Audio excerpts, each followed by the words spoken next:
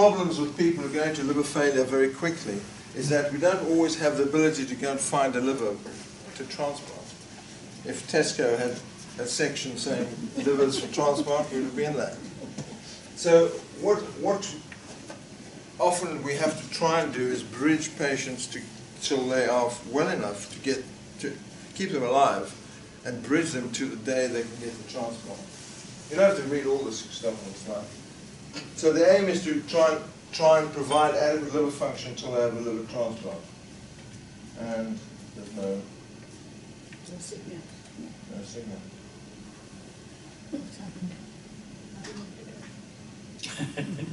Well, that's it. This computer video player, otherwise it's wrong. Is the monitor off? Well, it was working, wasn't it? Hi, folks. That's for the video. The projector's on. Those are on.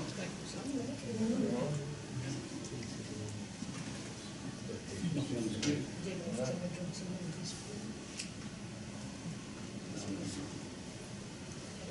No signal to that thing. There's a light on that. There was a light on that. No, it's been working, Mr. Smith. Huh? Is it? There's a light on there. It's not on there. John? Is it on? Is that, Should be a light on. There was a light on there. Try it off and on again. Did we? Yeah. Signal. If at first it doesn't work, switch it off and switch it on. There's no light on this now. Here comes the. It's like the patient went to the doctor. That's it. And she said to the doctor, "I've got a big problem with flatulence, doctor." So he said, "Oh, really?" He said, "Well, do you want to give me a sample?" So she did. And he went to the corner of the room and he grabbed this thing like this. She said, "What are you going to do with that, doctor?" "I'm going to open the window."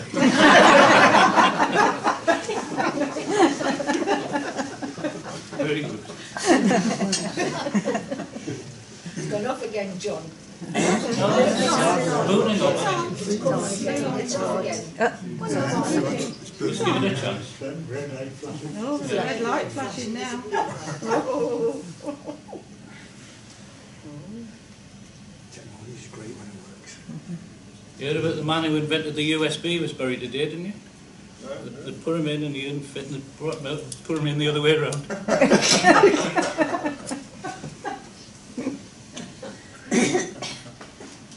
Dear me. It was working, wasn't it? Yeah. The title was on the screen. Try pressing it again. It looks as though there's something building up on the screen there.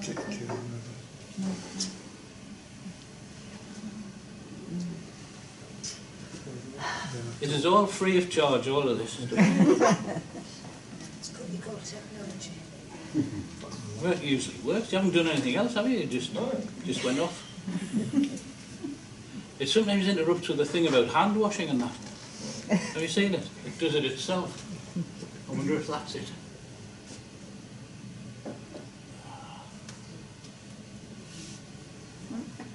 One of the globes burning. Ah, well, that's a good point. Bulb inside. Too much of a coincidence. No, it wouldn't say no signal. Would it? Well, any questions? Yeah, did you enjoy the tour? Have you put a shilling in the reader? Right. Blue light's gone off again. Right. Is it? Yeah, blue light on, just Maybe the computer has to be It's not.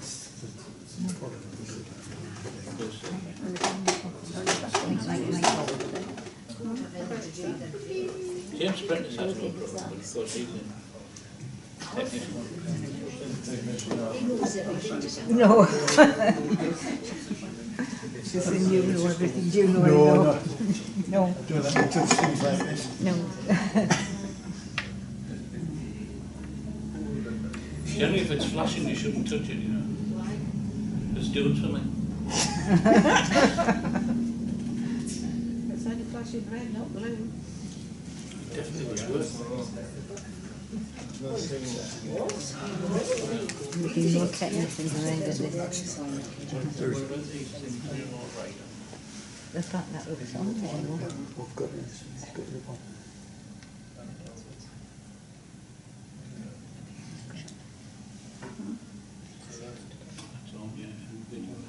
Blue lights on now and the red one's off. Nothing on the screen yet.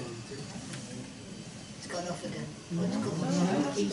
Keeps it loading. There you go. Hey. I promise you, when we do a liver transplant, it's not like this.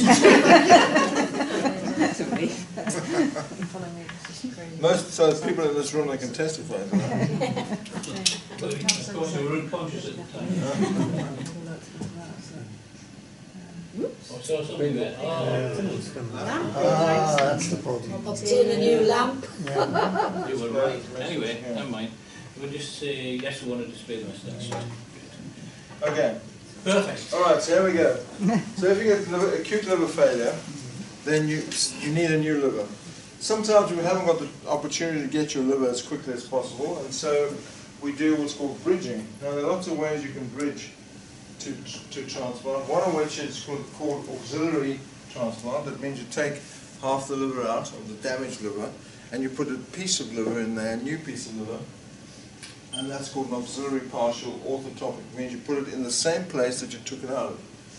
The other way to do it is called a heterotopic, so you just take some another liver and put it in below the damaged liver, and then when the damaged liver recovers, for example in paracetamol overdose, then you take that one you transplanted out. We also have bioartificial support devices, which are like machines that dialyze your blood, like dialysis machines.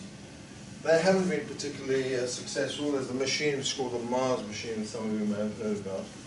And then artificial support devices are devices that contain liver cells, like a dialysis machine, but inside the reactor are liver cells to try and act as a liver. Now, as you can see, we're not there yet with most of those. There's this technique which is called a two-stage hepatectomy. So the problem when you have a very damaged liver is that it starts to release a lot of toxins into your bloodstream. And one of the things that can happen is you can become very, very obtunded. Your brain becomes very cloudy, and then you develop increased pressure in your brain. And you can have what's called coning. So your brain can be pushed down through the hole in your back of your skull. And so to try and stop that, we take the liver out, because it's producing all these horrible things. I won't go into that. But there's a problem with that. These are just some of the studies on artificial livers. But there's a problem with that, because you can't take it out too early, because if you take it out too early and there's nothing to put in its place, then you're obviously going to result in death. And so it has to be timed very carefully. Because there have been cases around the world where surgeons have done that, the patient has died, and then they've been sued, they've been had up for manslaughter. So it is very important that you time it very carefully.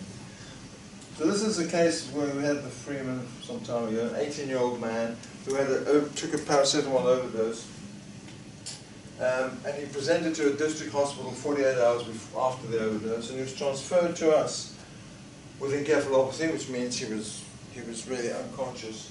His kidneys weren't working, his blood acids were very high, and he needed lots of fluid resuscitation, and his blood clotting was abnormal. So his liver was really had failed.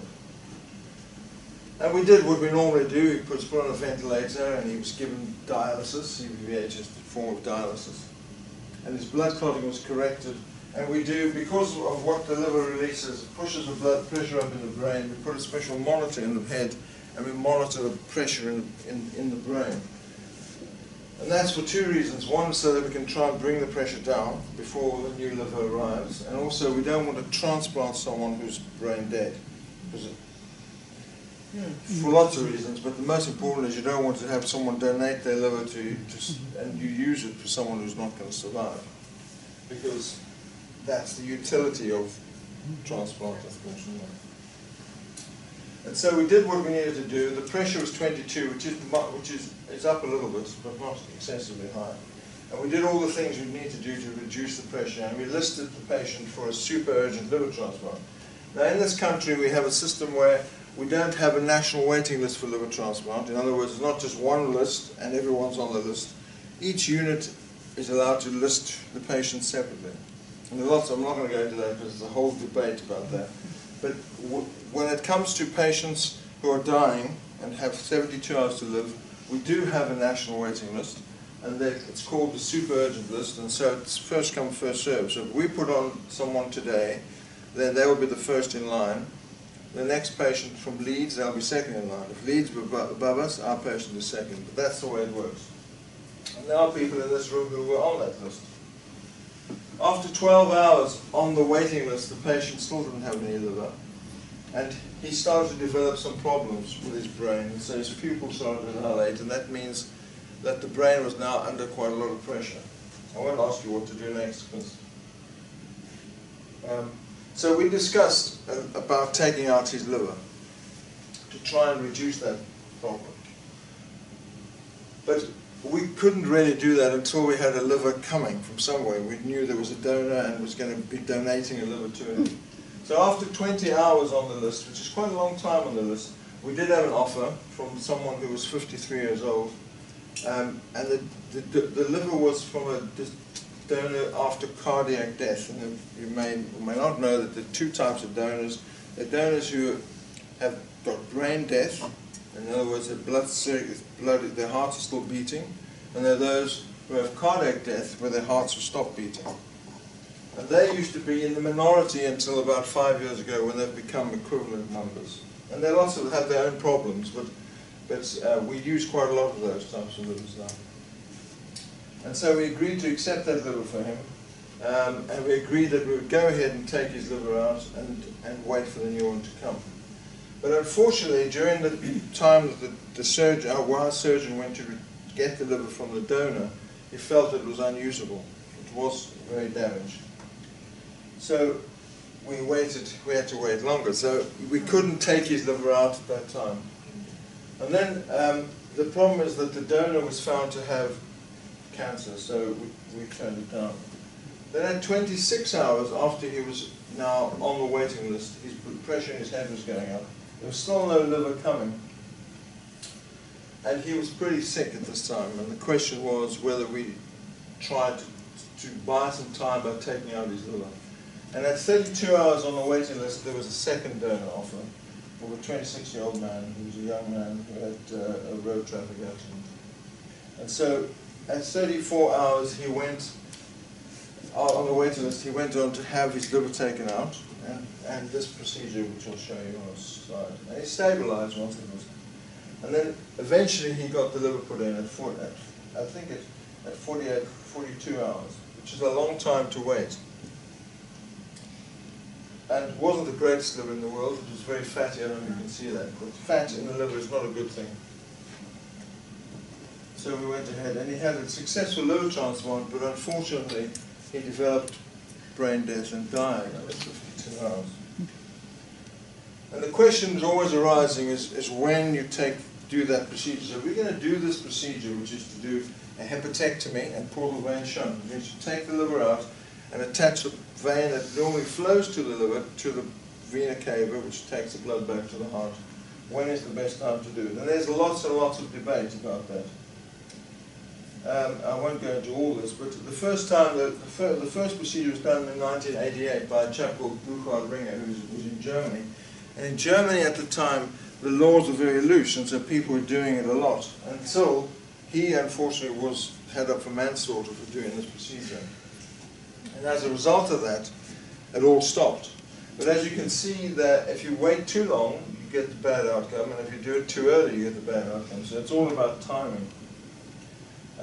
Just to show you, I'll just show you that. So the procedure is that we take the liver out and we attach the vein that normally goes to the liver to this vein, so the blood goes back into the heart.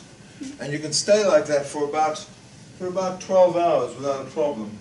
I think the longest has been, I'll just go to this, you don't need to know about all this.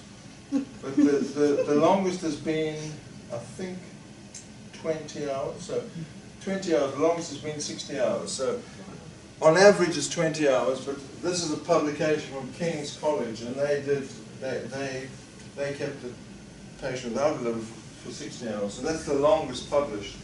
But these are all case reports. So case reports are very difficult to assess. It's not it's not really proper research, it's just anecdote. And so you can't, it can help you inform, but it can inform you a little bit, but it can't really tell you whether it's the right thing to do. In the UK, this is the current experience, and so you can see the numbers are quite low. Edinburgh, Newcastle, Leeds, Birmingham, Cambridge, Kings. That was done in not last year, but the year before. So that was in 1 year, that procedure was done across the country. So it is being done regularly, but not in huge numbers. So if we had a machine that could dialyze patients, you know, the liver dialysis, then we wouldn't need to do that. We worked on a liver dialysis machine here for some time, and the previous professor of medicine and I, Oliver James, who was professor of medicine, and I engaged with the Kirin Beer Company from Japan. They invested quite a lot of money in us, in helping us develop a bioreactor, which is like a cylinder, like a dialysis cylinder, but inside you put human liver cells. And the problem with human liver cells is you can't immortalize them. It means they can't stay alive for long periods of time. And that's the reason why the procedure, the machine failed. It cost, I mean, they invested £1 million, and actually the whole procedure failed. They still haven't, there's been no successful human liver bioreactor currently available. There was one at King's that they used on 70 patients, but that also was unsuccessful. There has been one in Los Angeles using liver cells from pig liver cells, using a special barrier between the cells and the blood. But again, that's fraught with all the problems you get with zoonosis, with infection from animals. So the reason why it was all put on hold was because of the concern that you give a patient a virus from an animal. I think that's now starting to be sorted out, so we may get a resurgence of bioreactors. Okay, so that's one case. We'll give you another case. So we also, in this center, we do other things other than liver transplants. I want to give you a little bit of an idea about pancreas transplant. So we were the first center in the UK to restart pancreas transplant.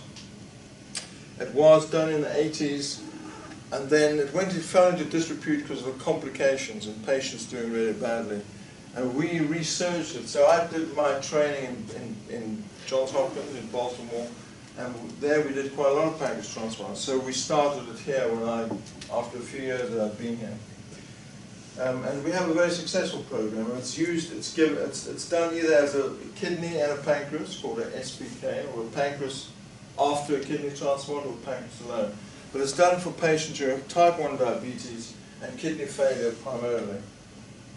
And that's where the pancreas is put in on the side here, and the kidney's put in on that side. I won't go through that. I'll just talk about this case. So this is a 37-year-old lady from Blackpool who was referred to us when we first started the program, because there weren't many places doing pancreas transplant. And she was diabetic since the age of 6. She had 2 children who were 9 and 13, and she had this on and off partner who was a truck driver. And the problem with him being a truck driver, nothing's wrong with truck drivers, but the problem with him being a truck driver is he wasn't at home all the time. And she had this problem called hypo-unawareness. Now, diabetics, when you're diabetic, you get to know when your blood sugar is starting to fall by getting certain sensations, like tingling around the mouth and feeling dizzy. And if you don't have those sensations, then you don't know your blood sugar is falling, you'll just go into a coma. And there are certain patients where the autonomic nervous system is so poor, the diabetics, that they don't feel the fact that the blood sugar is falling. And so those patients would need to go to bed, for example, at night with an alarm clock and set the alarm for every hour so they can check their blood sugar. And that is not the kind of life that you can't live for a very long time. She had lots of insulin requirements. It's a huge amount of insulin. If you don't know that, that's a massive amount of insulin. And she was also on a pump, an insulin pump, which, again, Newcastle has been in the forefront of insulin pumps, actually, and we have a very fantastic insulin pump service here. She had, over the past 5 years, 27 hospital admissions. She was in ICU for on 3 occasions. She had one spell where she was in acute kidney failure, and she was having about 2 hypos a week, which means her blood sugar was falling below 2 twice a week. And her 13-year-old daughter became her main carer, which was a big problem. And actually, the daughter needed a lot of counseling because she was really struggling with it. To make matters worse, this patient was not in a very good condition. She had a stroke previously. She had very bad blood vessels. She had lots and lots of problems with infection, and actually she had no veins or no arteries that we could stitch anything to. And so it became quite a problem to decide what to do. And this is just a picture of the angiogram. This is the vena cava. This should be a vein going all the way down, and it's actually gone. It's non-existent. And so the question was, what do we do? Just let her die or try? And this was this was 10, 12 years ago, maybe more, 15. We wouldn't be able to do this now because the rules and regulations are so tight that if you just started and said, okay, we're going to do it, what the hell, you get into a lot of trouble. And so eventually we looked at her imaging, her scans, and we thought we could put a pancreas in. She had a psychological assessment. The psychologist said she's very high risk, and we knew she was very high risk because she'd had a horrendous life. And so the question was, would we go ahead? And so what we did was we got second opinions from around the country and asked what we should do. And most people said they would go ahead. The patient really wanted this done. And so we going through lots of counseling with the trust lawyers, we went ahead and said we'd do it. And so we got a donor from a 16-year-old. It was a fantastic pancreas. And to cut matters short, we went ahead and we did the transplant. And she was independent of insulin in 5 days, and she did very well. And she went back to Blackpool. And she did well for 18 months. Unfortunately, her partner left her, and she stopped taking her immunosuppression. And as a result, she lost her pancreas. And the biopsy that we did showed evidence of chronic changes, which meant she was getting rejection. And she eventually died about 2 years after the transplant. It was very sad, and people would say, if you look back, it's predictable because her life wasn't in a position where she could accept this brand new procedure. But actually, I think we gave her 2 years, at least 2 years of life that she could have with her children. So the questions we had to ask ourselves, and we do all the time, and we have to reflect when we do these kind of things, is, did we do the right thing? And I still believe we did the right thing. I think we did underestimate her risk, not the risk of the procedure, but the risk of her home setup, and the fact that she had very little support from her family. She was relying on young children for her support, which today we would not allow a transplant to go ahead unless we knew there was support. And some of you sitting in the audience know what it sometimes requires when you, especially when small things go wrong, you need someone around you to be able to support you. And if you're relying on a 9-year-old girl, that's not really safe. Was the outcome predictable? Yeah, it probably was now in retrospect, but at the time we didn't really think so. From a utility point of view, when we use organs, any organ, whether we're using a liver, a kidney, a pancreas, we have to think about the utility of the organ. So when you allocate organs to people on a waiting list, you have to think about the need of the, so how needy is it? Someone who's in acute liver failure, who's going to die, need is the most important thing that drives what you do. If someone is on a long-term waiting list, then you have to think about utility, which means is it the best use of that organ? Because there are a whole lot of other people who could also have a good outcome. And then we have to think about benefit. And for this patient, the thing that really came through was she had a huge case of need, and we justified it on the transplant benefit, because the benefit she got from it was that her life was transformed. She no longer needed to wake up in the middle of the night to check her blood sugar. The fact that she ended up allowing the pancreas to reject, unfortunately, we didn't predict at the time. So I won't go into this. Let's talk about another situation. This is for another talk. Don't look at this. Oh, again. You should be on the way out, I think. What did we do last time? Switched everything off. The light has gone out of the top. The light's gone out. Yeah. The light's gone out. Still blue, it's still pushing blue out of the front. Under here. What a nuisance. There's another one at the other end, we'd have to turn everything round. Another one there. Oh, better wait, let's fire it up, mate. Yeah. Okay, so any questions?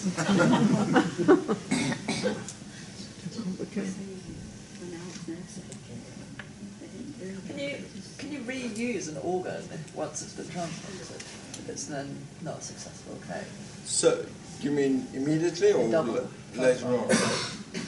Yes, sir. So you can. So if we transplant an organ and someone dies, you can take it out and give it to someone else. Yeah. Successful one. But it has to be done So you can at the show- time. Yeah. You can't. What you can't do is ventilate people. You can't take someone who's had a transplant and had brain death, like that guy, put him in an intensive care and ventilate him in order to take his liver out and give it to someone else. You're not allowed to do that. It's against the law. Yeah.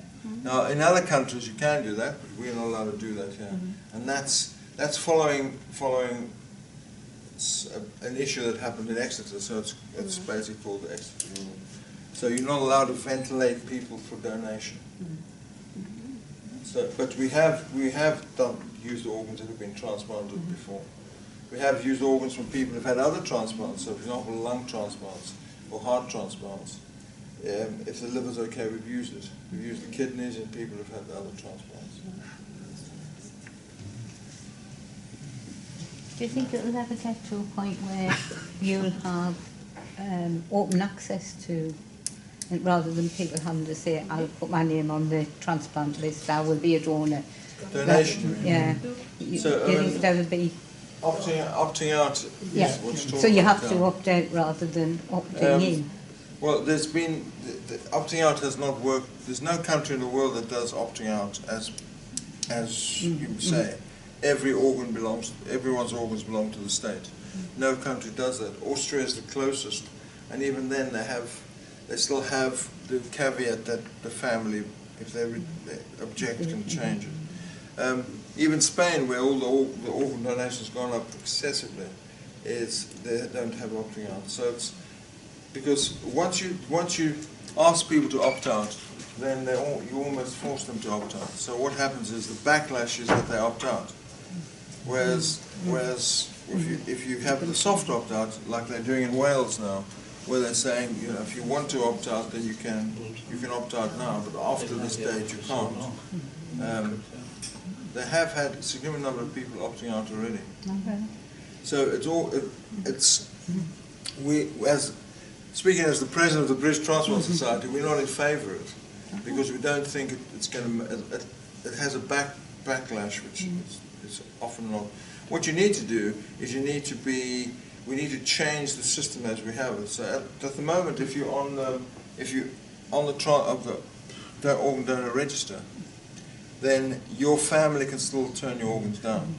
Now, what we're saying is if you took the time to join the organ donor register, then that meant that you wanted to be an organ donor. And in order to fulfill the wishes of the person who's died, you should allow them to donate their organs. The family should not be able to come in and say, I don't know anything about this, I can't do it. There are 22 million people on the organ donor register, and every year we have 2,000 donors. So you can see there's a huge gap. So being on the organ donor register without being truly an organ donor doesn't help. Because a lot of the time the family refusals is 50%. That's the biggest problem we have. is that the families say no. And I think that should be changed. What are the grounds on which families say no? What do they say no? The commonest reason they say no is because they said they didn't know anything about this. They didn't know that the person wanted it. So that's why we try to promote, talk to your family, tell them. If you tick the box on your driver's license, you have to tell your family you've ticked the box. If you don't tell them, and we've had people come, you know, the uncle from Australia turns up and says, this is nonsense. And you know, once that happens, you can't change it. You say no. And also, if people die very suddenly, it is a big shock to the patient, to the families. And sometimes you have to give them time to actually think about what's happened. And because in this country it's all so quick, because the intensive cares want to get things moving. Whereas in Spain, what they do is they talk to the family and they go away, and they give them a few hours longer, and they come back and they give them a few hours longer. So the conversion rate is much higher, because people start to think, well, okay, this is a sudden death, and let's try and get something good out of this, rather than being such a shock and saying, I just want to go. And that's what we do here in this country, and I think it's wrong. And that's because they're afraid of this issue of ventilating dead patients. So, you know, you also got to think of people on the waiting list, and you have to think of the wishes of the donor. But the intensivists have very much wanted to get things moving. And we are in negotiation with them. The intensivists have come a long way, I have to say. They were very anti-organ donation for a long time, but they have moved.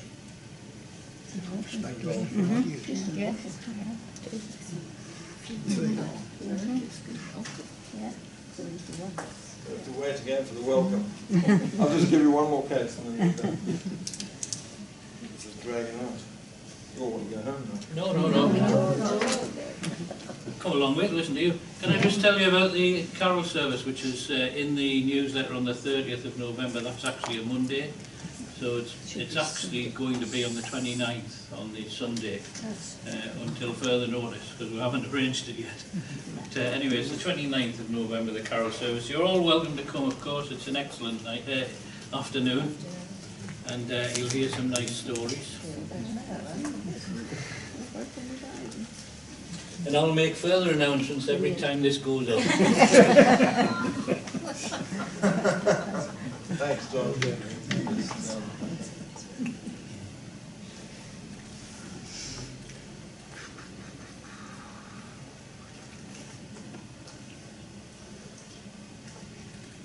Okay, so let me tell you about another little story.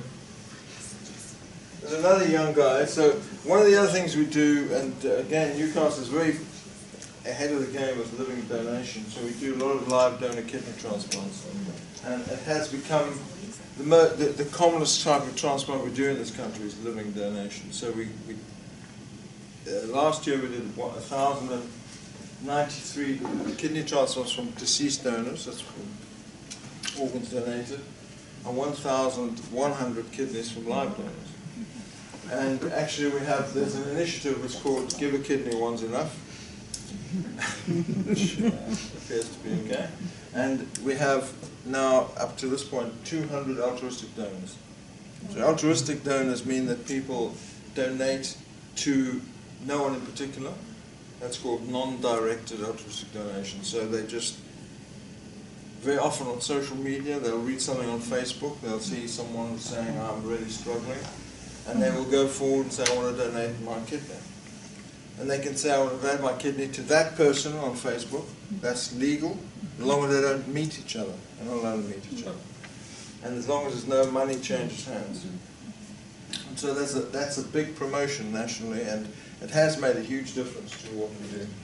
It was in the Gift of Life on last week's program on transplant. They did meet. They did meet. They did meet, yeah. They did meet, yes. Well, if it's altruistic donors, we're not allowed to meet. But live donors can meet if they know if they know each other, they can meet. Yeah, They were altruistic. they're not allowed to meet as non-directed altruistic Total donors. strangers, weren't they? Yeah, they were total Total strangers. strangers, yeah. From altruistic donation, Yeah. we're allowed to do I was on the that. programme last Wednesday. The one that you were a star of. Well, they're not allowed to do that actually, and actually it does happen that they can do that Yeah. because they can find out information, but then It's discouraged to allow altruistic donors to meet. And the reason it's discouraged is because you can play the game, manipulate the system. So, you know, if someone suddenly gets a new car 6 months later, after being a donor, where did the car come from? I mean, it becomes a big problem. Yeah. And it is an issue around the world, and so that's why we don't encourage it. Anyway, this is a 29-year-old man who also had diabetes, per control. He had lots of insulin requirements. He also had lots of the same problems. He had a pump and he had lots of infections. And he was admitted with a perianal abscess. That's an abscess around his anus, which is very common amongst diabetics. And during the workup for this, they found that his kidney function was poor. Well, we found his kidneys, our patient.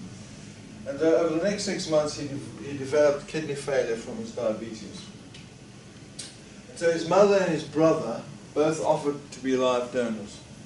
And the options we had then were to take a live donor from his mother or his brother, or to offer him a kidney and pancreas together, or to do a pancreas transplant and take a live donor at the same time. So what you can do is you can set it up so that if there's a pancreas that comes from a deceased donor, then you bring the live donor in and you do the kidney and the pancreas at the same time. That takes a lot of logistics, I have to say. And we don't really enjoy doing that, but it does happen. What happened was they chose to go ahead with the live donor kidney transplant, and the brother, that was his match, and that was the mother's match. And so we decided to go with the brother. And 3 weeks just before his live donor kidney, which was all set up to be done, from the brother, a donor became available that was going to offer him a kidney and a pancreas. So these are the kind of decisions we have to make in the middle of our day. And the donor was a 53-year-old man who had a history of alcohol and drug abuse, which is a big problem because that's becoming more and more and more common. That a lot of the donors we have are either have a strong alcohol history or have a history of drug abuse. And you have to make a decision about whether these organs are suitable for someone. And this is a young man who has a live donor kidney available. So is that the right organ to give him from someone who, if he's not really going to die and he's got a good organ just 3 weeks down the line? He was also a heavy smoker, and it was being offered as a donor after heart death. So there were lots of issues with this donor. And so we went to the patient, and obviously you have to discuss with the patient the decision. And my gut feeling was we shouldn't go with it, but he was concerned that his brother was going to die from this operation.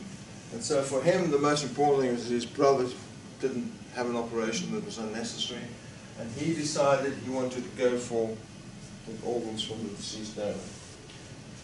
And that's his decision, as long as we put into all the risk factors to him, and that's what we did, and he went ahead.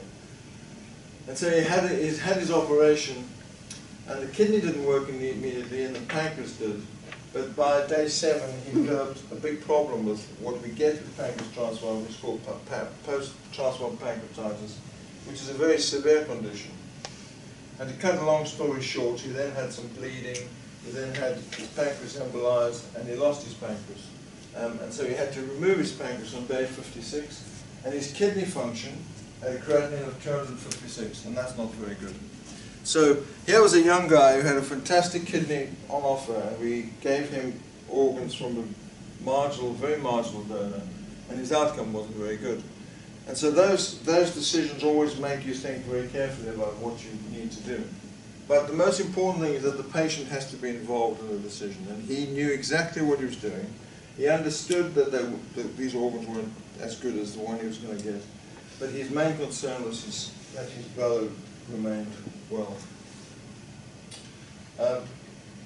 So those decisions we make all the time, and it's an interesting decision because there's so many live donors now that are coming forward, especially in chain. So what you're allowed to do now is if Joe needs, God forbid, needs a kidney, and John can't give her one because he's not a match, but he is a match for someone else, then what you can do is John can give his kidney to you, and you can give a kidney to Joan. So that chain can happen. And now we are allowed to go, we can do as many changes as we like. So the longest we've done here is 7. So we started in Edinburgh. And so the altruistic donor starts the domino chain off. So the altruistic donor gives the kidney to someone who hasn't got a donor to offer. And then it starts the chain off. And we've managed to do 7. So it goes Edinburgh, Newcastle, Sheffield, just basically goes down the country. But you have to do it all on the same day.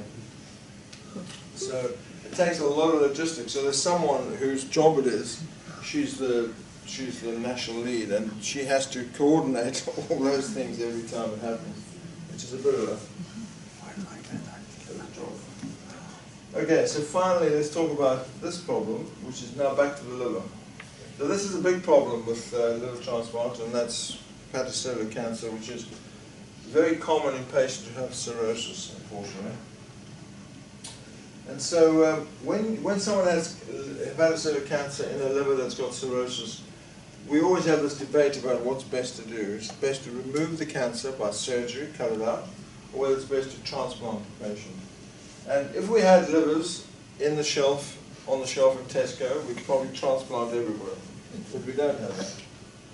So we continue to have this debate, and unfortunately we're not really sure what the true answer is. But in about 1996, this chap, Matsufera, who's a good friend of mine, hasn't got a sense of humour, but when he was a resident, he came up with these criteria called the Palang Criteria, which means that if you've got a tumour in your liver which is less than 5 centimetres, or 3 of those tumours less than 3 centimetres, then you can consider transplant. And if you do that, you have the best outcome. And you don't get all this. But let's talk about this case. This is a 57-year-old man who was a really nice guy. He was an accountant and a company director.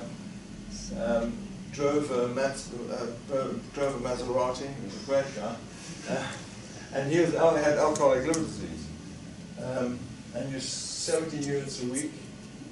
Just because he was a businessman, because he spent a lot of time entertaining people. He wasn't a down-and-out alcoholic. He was someone who didn't realize how much he was drinking. He was quite a small guy. Remember, be careful, small people. So he was known to have cirrhosis, and he was actually Mark Hudson's patient, and he became abstinent, stopped drinking for about 2.5 years. And he was being monitored by Dr. Hudson. Decided to take retirement in 1999, moved to his villa in Greece. He invited me to his villa, actually. I didn't then get a chance to go. But when you have cirrhosis, then you have to be monitored for liver cancer.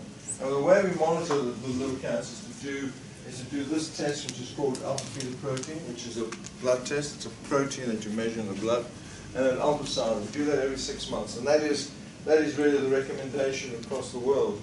So we do 6-monthly AFP, it's called, and ultrasound. And as you can see, as the time went on, April 2000, he retired in 99, and April 2001, his blood test went up to 34. And that is quite significant. So he had an ultrasound, and it showed him to have a tumour in his liver. And he had stopped drinking, and he was having a good time in Greece. And so we assessed him. You don't have to know about that. We assessed him, and actually the assessment showed that he should have a resection, which is what it is. And we did all the tests to decide whether he was suitable for an operation. So we did an operation. That's the other thing we do other than transplant. And we removed the tumour. There's me removing his tumour with a special machine called a Kuta, which was invented by the Japanese. So he had a resection in 2001, and that was the histology, which showed that actually the tumour had already grown, even at that size. This is the tumour, this is the blood vessel, and you can see the cancer in the middle of it. So he had a potentially high-risk tumour. In February 2002, again after the operation, his blood test started going up, and he was found to have recurrent disease. So now the question became, what do we do for him? And there are lots of things you can do, and some of you, I don't know if any of you have had any of these things, but you can have treatment with ablation, which now we use microwave. You can have TACE, which is like injecting chemotherapy into the tumour. You can go and reoperate. You can do what's called salvage transplant, so you can now go and give them a transplant. So there's lots of things you can do. We did ablation, which means we stuck this needle into his liver and burnt the tumor. And Liver North bought the first machine that we ever used. Again, we're one of the first centres in the country to ever do this. Rita. That's it, and we've now done well over 1,000 patients. And we wouldn't have done it without Liver North. That's just a plug. And so we treated him with a tumour there, so you can see the needle going into the liver. And then we decided to transplant him. And so he underwent a transplant again with a DCD organ. And he did very well. And what did the explant show? Actually, when we took his liver out, it showed that he had multiple tumours, not just one, but multiple. And as you can predict, the outcome wasn't very good. So you can see, if you've got a high-grade tumour like he had, the survival, 5-year survival is 44%, which is not very good. And unfortunately, he died in 2006 with multiple lung metastases, which had spread to his lung. And he had recurrence in his liver in 2005. So from 1999 to 2006, we kept him alive, but unfortunately, we didn't keep him alive forever. And so the question is, should we have given him a liver transplant from the start? And if we had livers that you could buy from Tesco, we would have given him one. And the question that came up at the inquest when he died was his wife asked the question, why didn't you transplant him when you first saw him? And the reason we didn't transplant him was because liver transplant is for patients with liver failure. It's not for patients with liver cancer. If your primary indication is liver cancer, you have to try and treat the disease some other way. Otherwise, we will be overridden with people with liver cancer being transplanted. And already the waiting list, this month, the waiting list, 31% for waiting list is patients with hepatocellular cancer.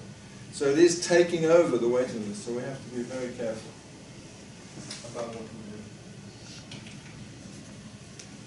do. Okay, that's it. I think we'll stop there. What about this? This is interesting though, the live donation, because we gave you, we had a public meeting when we were thought about setting it up in Newcastle. 130 people voted for it, and 2 voted against it. Yeah. And you know, the reasons behind that was what happened in New York when a surgeon was prosecuted. Okay, so live, what I was talking about then, live liver donation is a very, very different ballgame to live kidney donation.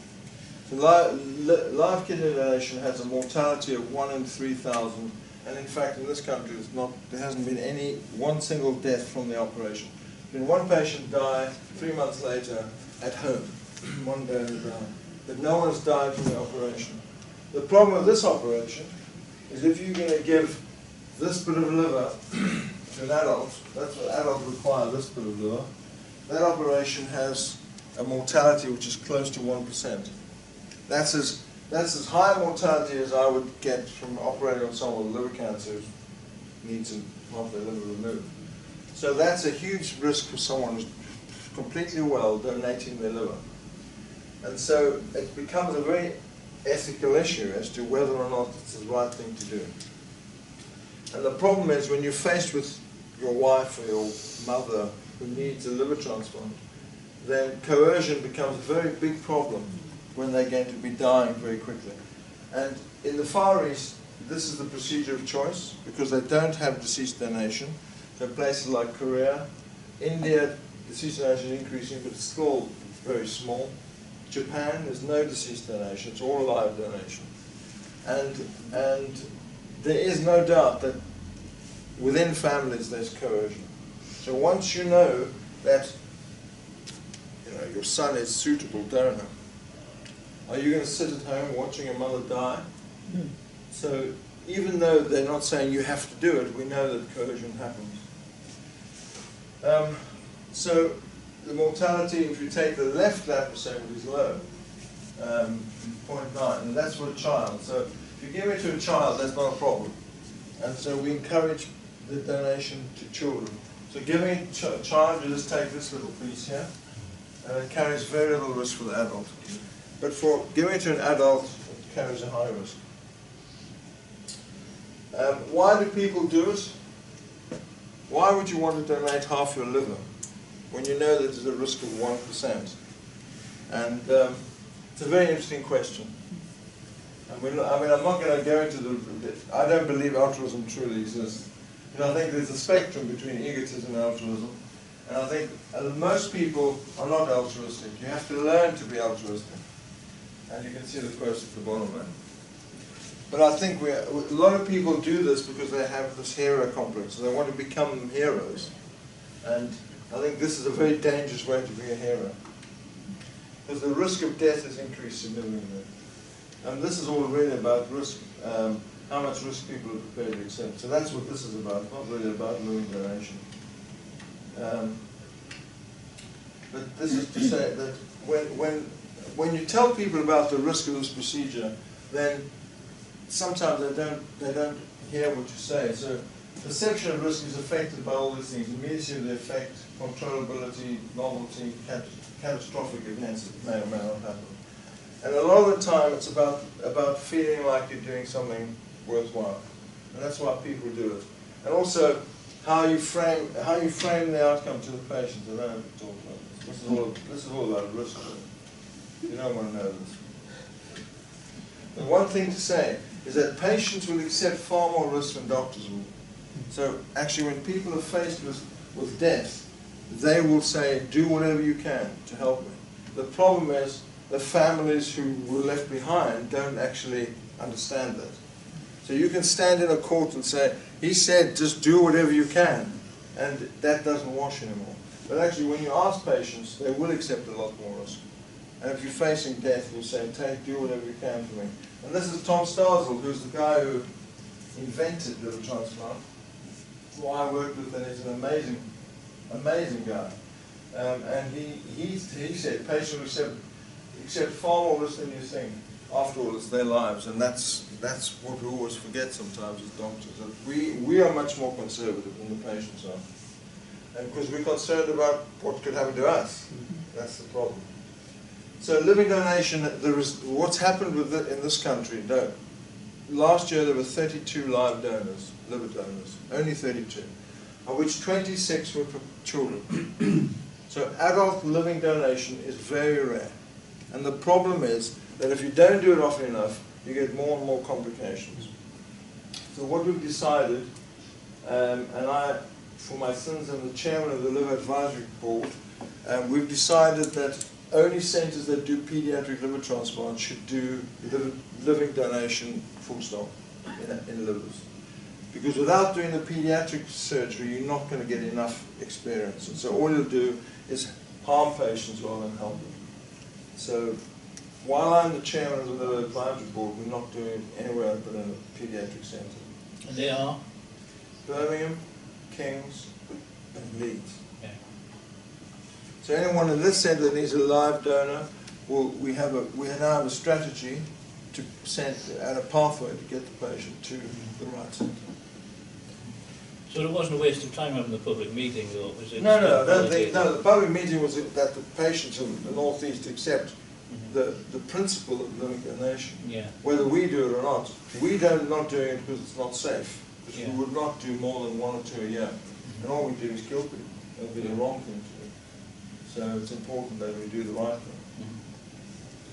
When you have someone doing altruistic donation, do they ever state that they regret it afterwards? Right, so quite interesting. That's an interesting question. So if you look at kidney donation, there are quite a few patients when there's been a big survey across all the units looking at patient donated, and there's about 70% of the patients are very happy with what they did, well, not patients, donors, but 30% of the donors would think twice before doing it again.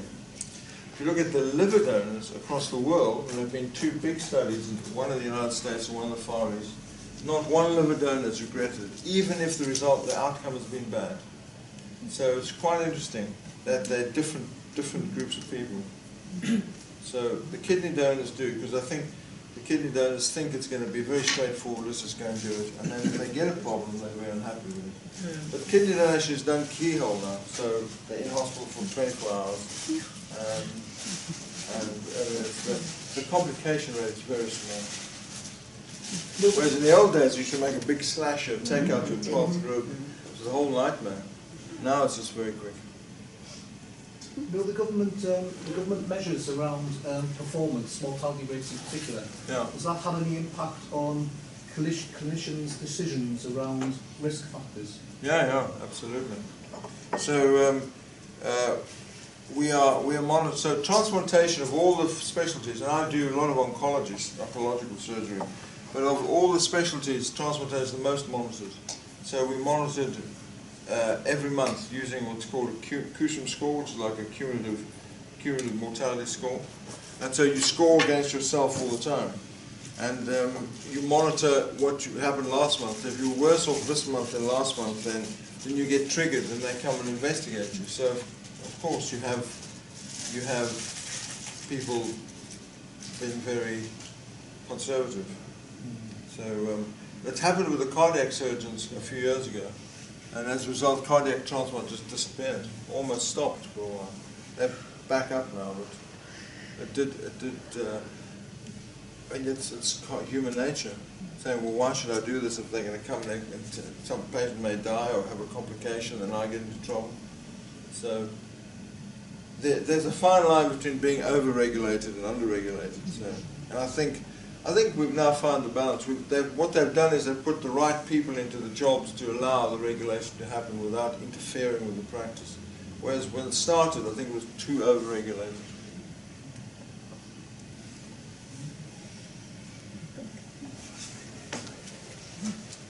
I'm sure there must be more questions. You've got one of the top transplant surgeons here. Just ask him anything at all. Anything you like? Anything you like. Who's going to win the Grand National? Right. What about age? What kind of impact is age on the decision for transplanting? Age of the a recipient. 70-year-old or an 80-year-old? Age of the recipient. Yes. Age doesn't come into it at all. We're not ageist in any way. So when we started doing liver transplant, so each organ's different. So for heart transplant, the age is around 60. And that's because of the volume of patients who needed heart transplant and the number of organs available. So the mortality on the heart transplant waiting list, if you put everyone on it, is 60%. So 2/3 of the people waiting will die before they get a heart. So they have to put some measures in that allow the best utility and the best use of the organs. So in heart transplant, it's around 60. For kidney transplant, there's no age limit now, because dialysis is the thing that is the game changer. Dialysis is extremely expensive, it kills you, and you'd be better off with a kidney transplant. So we have no restriction. And the oldest patient with kidney transplant we've done here has been 86, with no problem. So dialysis, renal is not a problem. Pancreas transplant, the age is 50. And the reason the age is 50 is not because we're ageist, it's because if you've had diabetes for 50 years, the amount of damage that it's done to your body is so huge that actually getting successful outcomes is very small. Because you have calcified blood vessels, you have problems with your heart, you have, diabetes is especially juvenile onset, when you start when you're very young. It's not a nice disease to have. For liver transplant, the age when we started, because it's such a big operation, because liver transplant of all the operations is just a huge, massive thing. Because your liver means life. Don't even start on this. Hepa means life. So without your liver, you die. No matter what. You can have a beating heart, you can have great lungs, you can have a fantastic brain. Without your liver, you die. So it's a big thing to do. And we started at 60, and we moved to 65, and then we went to 70, and then we went to 75. So now it's up to 75. And again, in Newcastle, the oldest patient we've transplanted is 79. So age goes, after the age of 70, it's based on an individual assessment. Rather than just saying 70, we're not thinking about it. We will think about anyone up to the age of, here we go up to 80. But you need to have, if you're going to be done at 75, you need to be walking the fells and riding your bike. And there are patients like that. You'd be amazed. What about donors, the age of donors? No age restriction. So for brain dead donors, we go to 85. And for deceased DCD donors, we go to 80. The liver in particular, the liver just regenerates, you don't have to worry about the liver. The kidneys, maybe a bit worried about an 85-year-old kidney, but for a liver it wouldn't bother me at all. As long as a guy or woman hasn't been abusing themselves, it'll regenerate. They do fantastically. Wonderful. Can we just show our appreciation in the normal?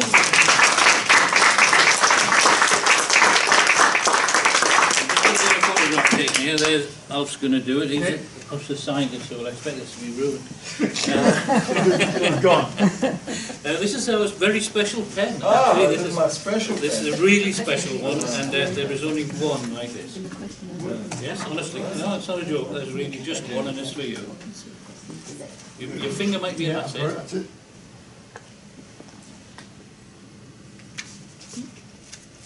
My phone. Samsung. That's it. Yeah, oh, amazing. Thank you. Man, thank you very much. It's a very special pen. It's a very special pen. Yeah, we'll just see what it's like. Can you see the pen? Come on, man. Just take that. No, it's too blurred. Yeah. No, I'll back it in. Oh, well, you just have to press it once. Right? Watch. Yeah, I've just done that, yeah. Okay. There's a lovely pen for you. Another one. No, it's frozen. Right. It's frozen. What a shame. It's not working. Ah, I know. Right. It's not technology night, is it? Yeah, we'll just start again. Yeah, I told you. Technology night.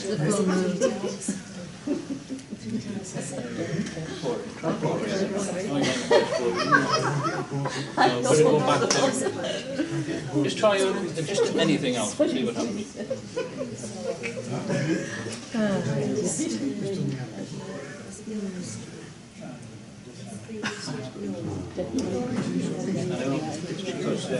Try again, try again. This is the third pen I've got. Make sure he gives you 3 pens. Right, Right, we'll try that. try that. It's only for the newsletter, you know, it's not very good reproduction. You've got one there. That's good. That's good, Perfect. there you go. Thank you. Right, now, would you like to make somebody fantastically wealthy? Tonight it's a draw for £250 for the Numbers Club. If you want to join the Numbers Club, see Joan, she'll give you a form. It's £1 a week. The prizes are £250 every meeting and £2,500 at our Christmas dinner. But it's only £250. Who wants it? Maybe somebody in the room. That will be nice. It's all we're trying to bribe Derek. He's got so much money it doesn't mean it. 91. And Joan will tell us who it is. It's somebody called J.E. Bedlington. Never in the Honestly. Oh, well done. Well done. I've been doing it 21 years.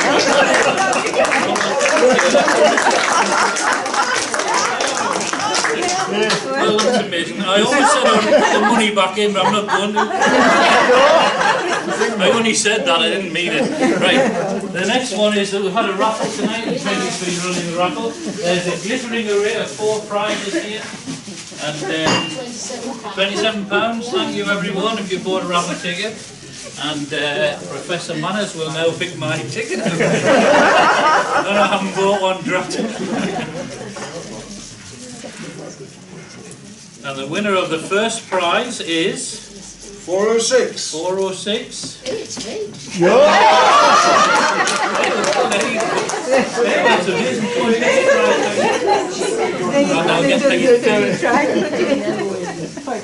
Wish I had that for us.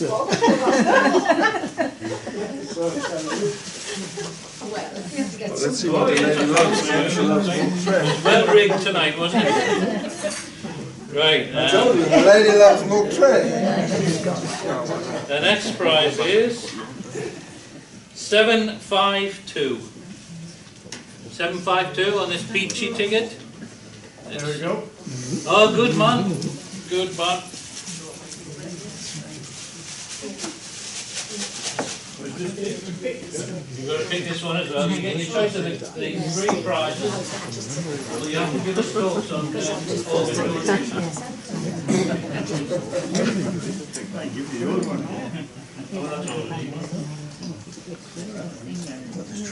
775. 775. Oh, look at John. John's going to write a report for us on the transplant games, which he won gold on several of the races.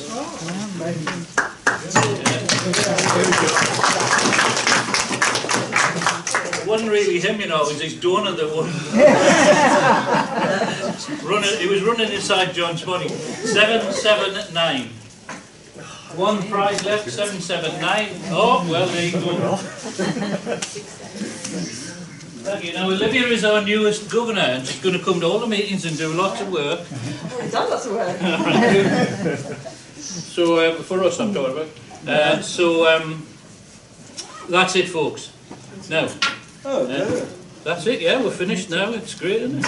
Yeah. So, thank you so much for coming. Don't forget the Christmas dinner and on the 9th of December, and the carol service on the 29th of November, and we'll see you next year. You'll have your newsletter before then. If anyone would rather have their newsletter by email, please let me know and we'll send it to you, because the postage costs are going up all the time. Not worried about it really. I mean, if you want a hard copy, you can have it. And don't forget to buy some merchandise, and please take these drop cards.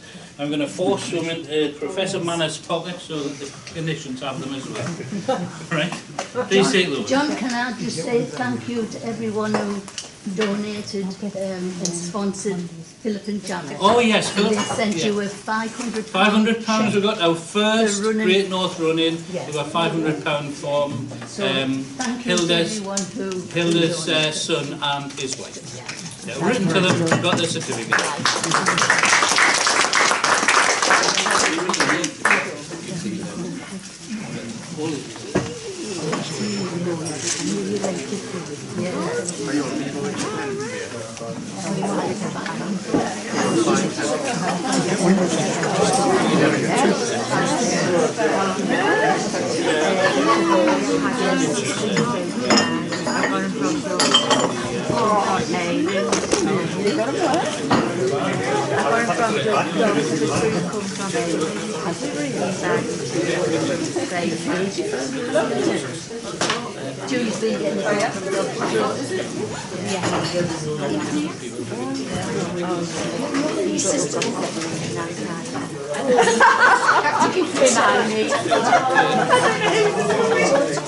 You have it, or does he have it? The both have it.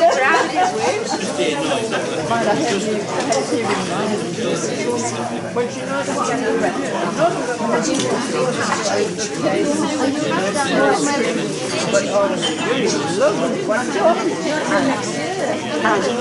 I'll be kind.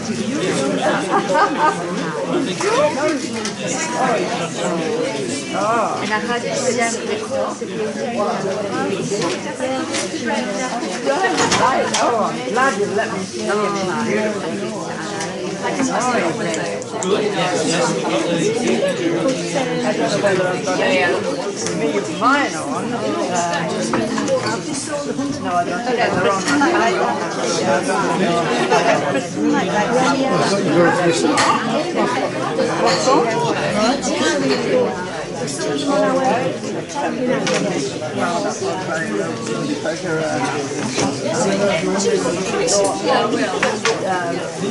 traveling about in the house, hit the furniture, and fell down like the first time. Liz, do you want your books?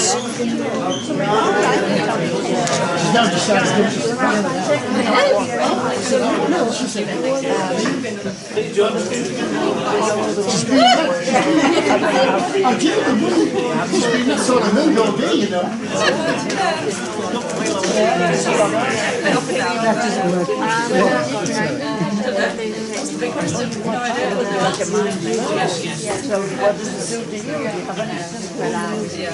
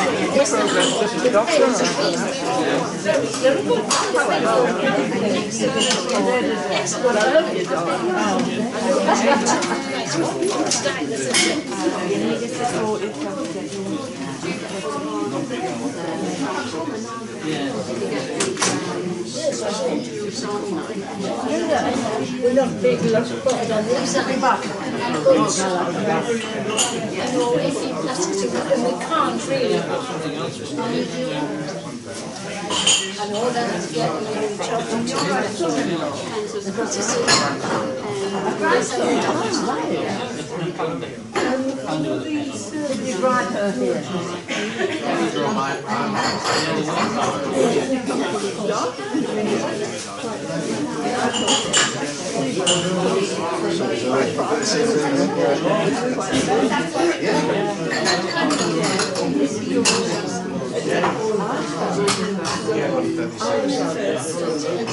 Well, all the short,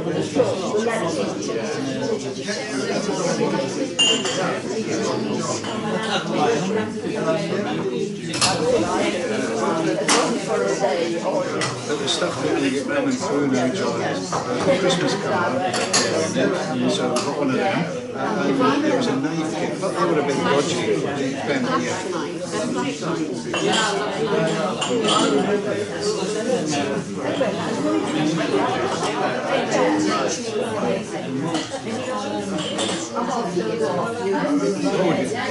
Christmas presents already, aren't we? Yeah. Well, we've got the raffle prize. Do you know when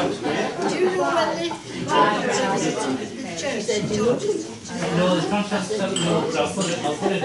You're on the email list. Can you get the poster about this man? Very good. Definitely leave it down, so we don't forget to say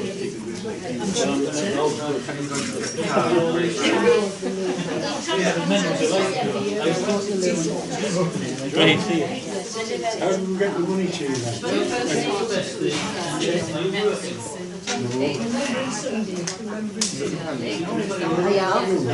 you.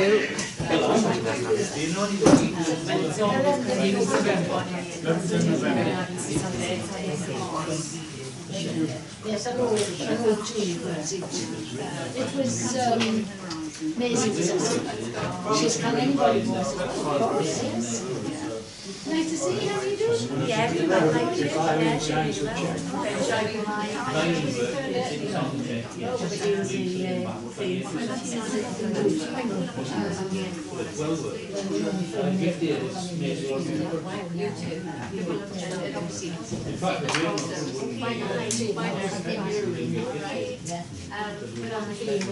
John. I'm fine now. That's cool enough to be every 2 years. But I'm alright. Just on some tablets to keep a note on there. I haven't got time, I'm looking after Joe now. So this week for an endoscopy for the CT. All right. Cirrhosis. Oh, so Mum's carrying out. It's really because the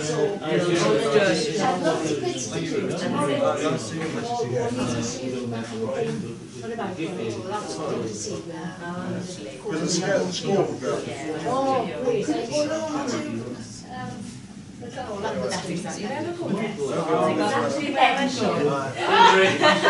Thanks for the pen. One of a kind. That is one quicker. It's the money goes to Brent.